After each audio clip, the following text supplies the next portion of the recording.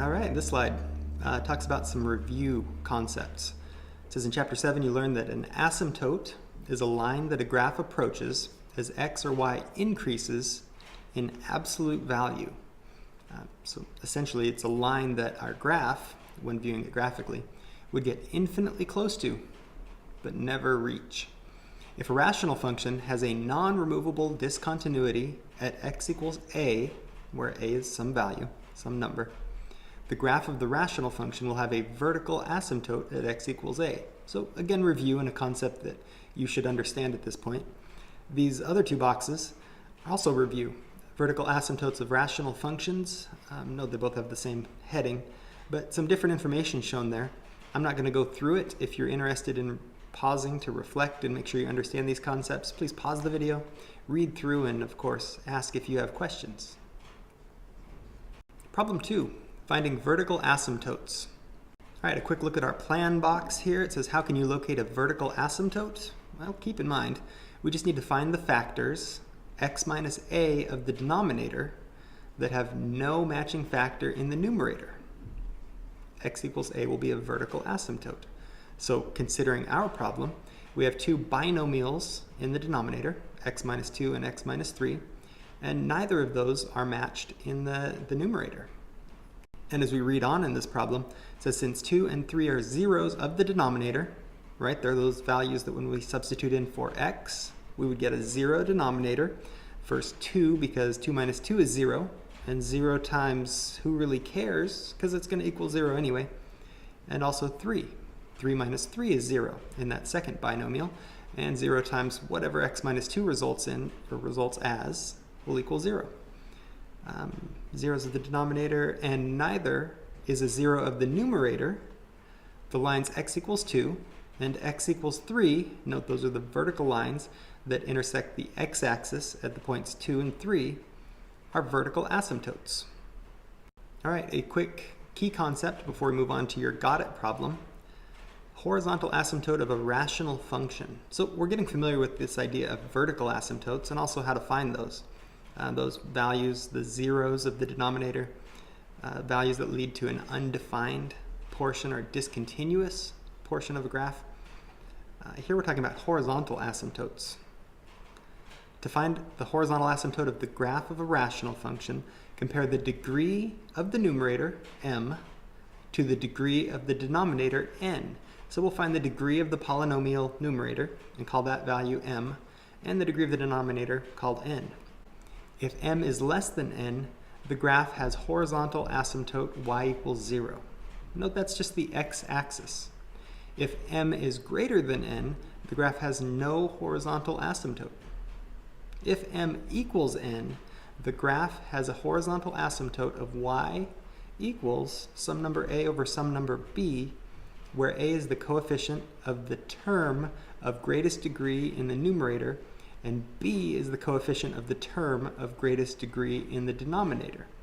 I'm not going to move on to an example of exactly what this means. We'll explore this in greater depth in the future, but just note these kind of key ideas here. Once we find m and n, the three different things they can tell us about the horizontal asymptotes of a rational function. And the moment you've been waiting for, your opportunity to show that you have got it. Question number 1 of 3 says, what are the vertical asymptotes for the graph of the rational function y equals x minus 2 over the binomial x minus 1 times the binomial x plus 3? Work carefully and make your selection from the choices below. Got it. Question number 2 of 3. What are the vertical asymptotes for the graph of the rational function y equals x minus 2 over the binomial x minus 2 times the binomial x plus 3? Again, work carefully and make your selection from the choices below. And got it. Question 3 of 3. What are the vertical asymptotes for the graph of the rational function y equals x squared minus 1 over x plus 1? Interesting. Note the difference of squares in the numerator. Maybe I've said too much, but you should consider that when factoring the numerator. And work carefully. Make your selection from the choices below. Problem number 3, and your chance to to expand upon that key concept that was discussed before your got it questions regarding horizontal asymptotes. So again, we're getting pretty good at finding vertical asymptotes. Now the idea is to move on to this concept of horizontal asymptotes. What is the horizontal asymptote for the rational function y equals 2x over x minus 3? So taking note of the degrees of the numerator and denominator. Notice the degree of the numerator and denominator is the same in this case. They're both 1. If you feel you need a refresher regarding how to find the degree of a polynomial, I'd encourage you to see me after school, ask someone for help, or simply Google it. It's a pretty simple process, and it has to do with the exponents, or the exponential powers of the terms in the polynomial. In this case, since 2x is raised to the first power, that polynomial numerator is a first degree polynomial. We'd also call it a monomial, mono for 1, because there's only one term. The denominator, x minus 3, we'd call a binomial. Note there are 2 parts to that polynomial. And the greatest power of our variable is 1, because x is raised to the first power in the denominator. So note both these, numerator and denominator, have degree 1. So we could refer back to our key concept table a few slides back, but the degree of the numerator and denominator are the same. Therefore, the horizontal asymptote is y equals 2 over 1, which is just plain old 2. Y equals 2. I would suggest that that is probably, well, you might be a little bit lost, especially if you didn't take the time to go back and review the key concept. Just take note of where the 2 and the 1 come from in y equals 2 over 1. The 2 is the coefficient of the highest power of x in the numerator, 2x. The 1 is the coefficient of the highest power of x in the denominator. So the 2 came from here. The 1 is the coefficient of x, which even if we don't write 1, we know that there's a 1 coefficient of x. B, a slightly more complex function. We have a binomial numerator, a trinomial denominator. Let's check out what they have to say about this. The degree of the numerator is less than the degree of the denominator. Right? That's what we're doing in these problems, is we're finding the degrees of the numerator and denominator, comparing them, and then letting that tell us information about the horizontal asymptote, if it exists. Because of this, the horizontal asymptote is y equals 0. Recall that's simply the x-axis. And C, y equals x squared divided by 2x minus 5. The degree of the numerator is greater than the degree of the denominator. There is no horizontal asymptote. So keep that in mind. We're comparing degree of numerator with the degree of denominator. And here are the 3 different cases. Either the degree of the numerator and denominator are the same, the degree of the numerator is less than the degree of the denominator, or the degree of the numerator is greater than the degree of the denominator. And each of those situations reveal key details about the horizontal asymptote of the graph. And another opportunity to show that you have got it. Question 1 of 3 in this series of got it questions regarding horizontal asymptotes says, what is the horizontal asymptote for the graph of the rational function y equals negative 2x plus 6 over x minus 5? As always, work carefully and make your selection from the choices below. Question 2 of 3. What is the horizontal asymptote for the graph of the rational function y equals x minus 1 over x squared plus 4x plus 4?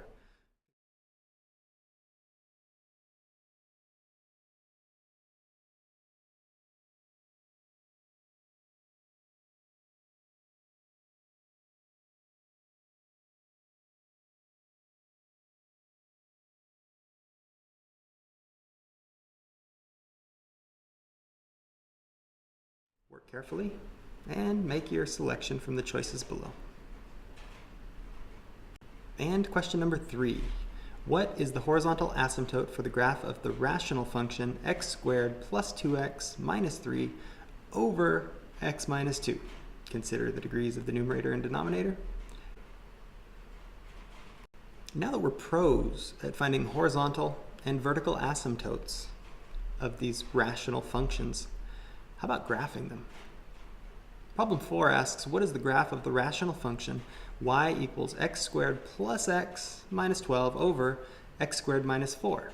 And this problem does a really nice job of lining out what we should think on the left and what we should write as we complete the problem on the right.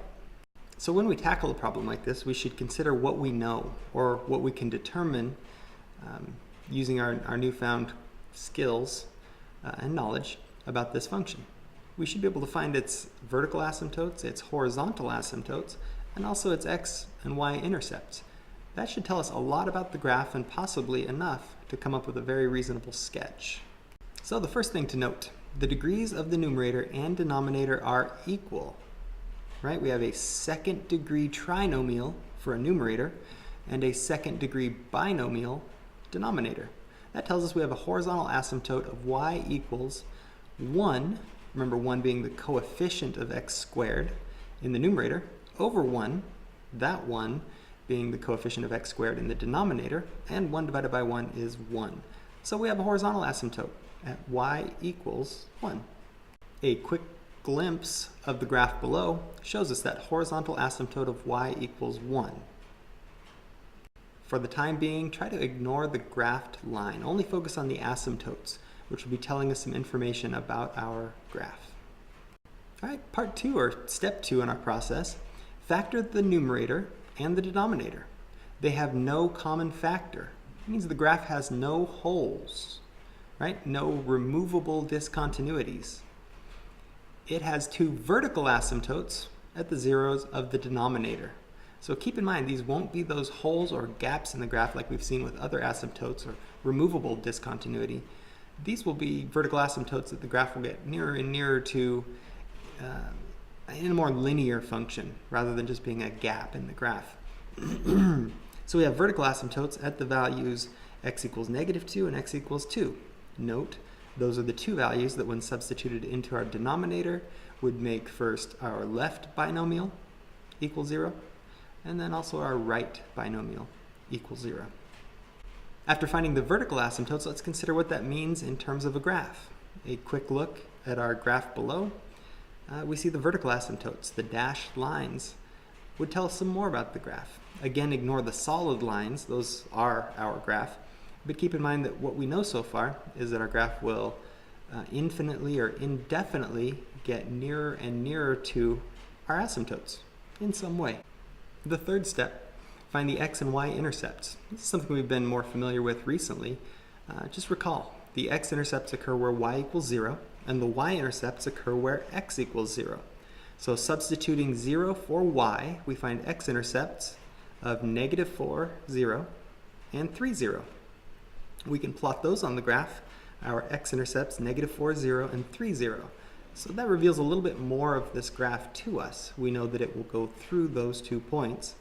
And combine that with our knowledge of asymptotes, and we're getting a better idea of what this graph will look like in the end. To find the y-intercept, substitute 0 for x, simplify to find that there's a y-intercept at the point 0, 3, or 3 directly on the y-axis. And again, plot that point in order to realize or to understand that our graph will go through that point on the y-axis.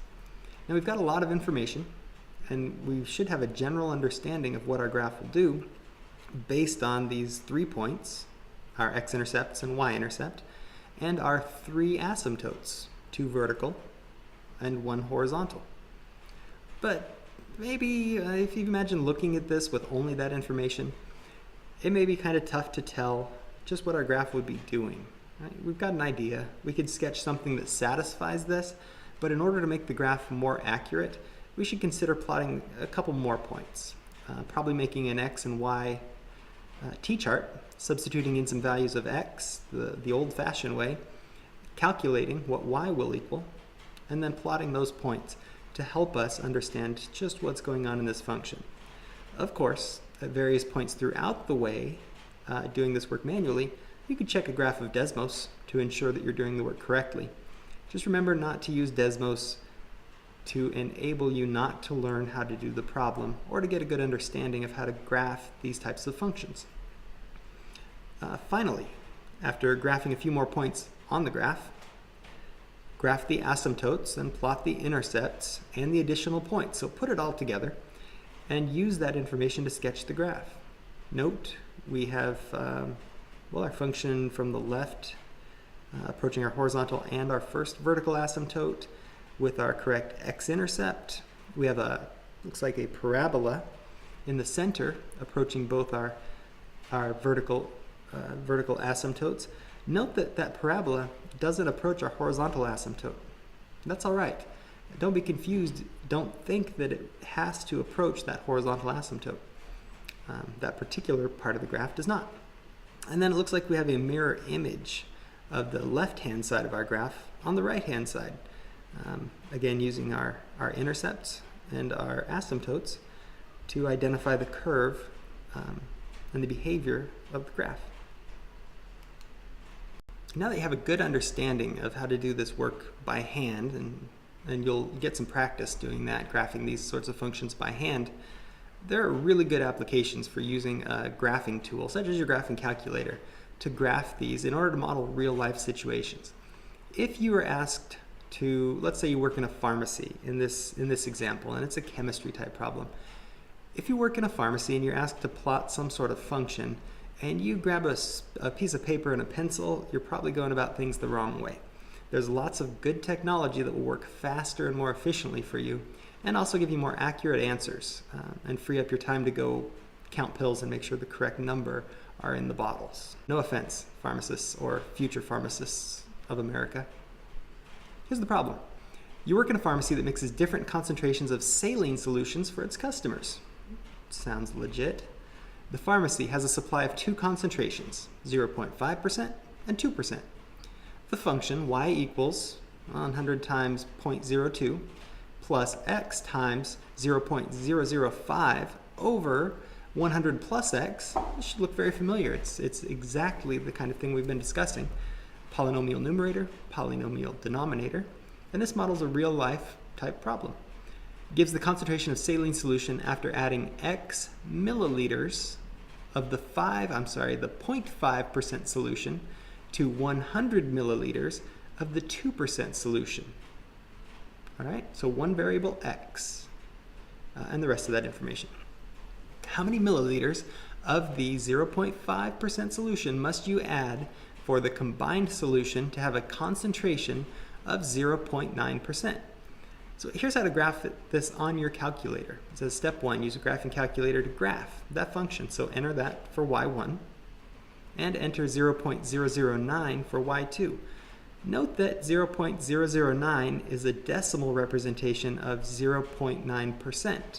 Right? When converting from percent to decimal, we move the decimal point 2 places to the left. Also, recall that that's the desired output. Our goal is to determine the input value of x that yields the desired output value of 0.009, right? Or also could be said 9/10 thousandths, so 9 thousandths. So your graphing calculator screen will look something like the screen here on the left. Your window. When you graph, you may have one of these situations where you can't see the graph. It's there, your calculator's done its work correctly, you're just viewing the wrong window. So here we have a good window to view this graph, so you can set your window's configuration that way. And that will lead you to the graph on the right-hand side. Our horizontal line at 9 thousandths, note just a little bit below 1, or the first hash mark, which must represent 10 thousandths. And our graph representing our polynomial function, and we're very interested in the point where these two lines intersect. And step 2 explains to us how to find that. We would use our graphing calculator to calculate intersection, right? That second calc, intersect. It'll ask you for a left bound or a left boundary, and if you recall, when it asks for a left bound, a cursor will show up on one of these two graphs, and you just need to select some point and hit return or enter, one point somewhere to the left. And I'm sorry if I said left bound earlier. I meant first curve is, I believe, what it says. First curve, and then it asks for second curve, and the cursor jumps to the other line.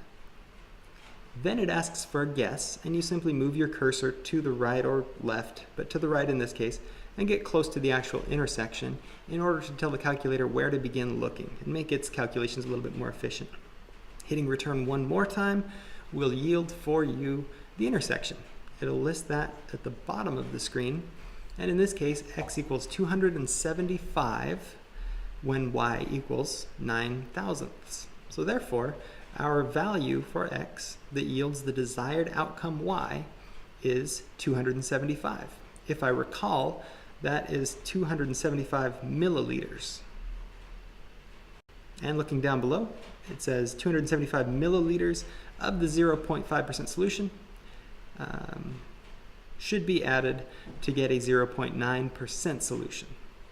So if this were a grid problem, which you'll likely see fewer and fewer of as we move forward in time, that's how you would grid that in. And your chance to show that you have got it. Part A. You want to mix a 10% orange juice drink with a 100% pure orange juice to make a 40% orange juice drink. The function y equals 2 times 1.0 plus x times 0.1 over the binomial 2 plus x gives the concentration y of orange juice in the drink after you add x gallons of the 10% drink to 2 gallons of pure juice. How much of the 10% drink must you add to get a drink that is 40% juice? So work carefully. You'll likely be using a graphing calculator in a very similar fashion to the example problem just completed to find your answer to part A. And part B says, if you wanted a drink that is 80% orange juice, would you need to add half as much as your answer to part A? So a very logical question to consider. And that does it for example problems. Here's your lesson check. This is your assignment from the section. I will make it a point to bring up the lesson checks in the video. It gives you an opportunity to pause the video to work directly from it on separate paper. You may also screenshot your paused video to have a copy of this on your computer, or you could even screenshot and print this lesson check so that you could work from paper. Keep those things in mind, and I will attempt to make sure I have the lesson checks available for you at the end of each video.